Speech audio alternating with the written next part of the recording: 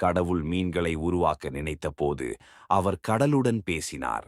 மரங்களை உருவாக்க நினைத்தபோது அவர் மண்ணுடன் பேசினார். ஆனால் மனிதனை உருவாக்க நினைத்தபோது அவர் தன்னைத்தானே நோக்கினார். அப்போது கடவுள், நமது உருவிலும் சாயலிலும் மனிதனை உருவாக்குவோம் என்று கூறினார். ஒரு மீனை நீரிலிருந்து வெளியே எடுத்தால் அது உயிர் வாழ முடியாது. ஒரு மரத்தை மண்ணிலிருந்து பிரித்தால் அதுவும் சாகும். அதேபோல மனிதன் கடவுளிடமிருந்து விலகினால் அவன் வாழ்க்கை வெறுமையாகிவிடும். கடவுள்தான் நமது இயல்பான இடம்.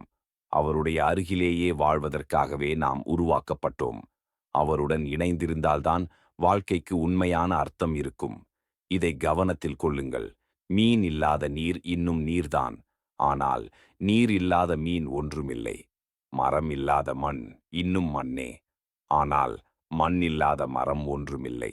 மனிதன் இல்லாத கடவுள் இன்னும் கடவுள்தான். ஆனால் கடவுள் இல்லாத மனிதன் ஒன்றுமில்லை. இப்பொழுது ஒரு புதிய ஆண்டை நாம் வரவேற்கப் போகிறோம். வரும் புதிய ஆண்டு நம்முள் இருக்கும் அன்பையும் கருணையையும் நம்பிக்கையையும் மீண்டும் உயிர்ப்பிக்கும் ஆண்டாக இருக்கட்டும். பழைய தவறுகளை விடுத்து புதிய சிந்தனையுடன், மாற்றத்திற்கான மனநிலையுடன் இந்த புதிய ஆண்டை தொடங்குவோம்.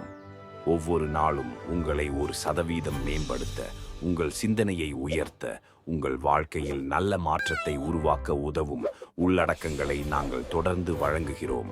உங்களுக்கு ஒரு நல்ல மாற்றம் வேண்டும் என்றால் எங்களுடன் இணைந்திருங்கள். இந்த பயணத்தில் நாமும் நீங்களும் ஒன்றாக முன்னேறுவோம். வரும் புதிய ஆண்டு உங்கள் வாழ்க்கையில் ஒளியையும் அமைதியையும் அர்த்தத்தையும் கொண்டு வரட்டும். புத்தாண்டு வாழ்த்துக்கள்.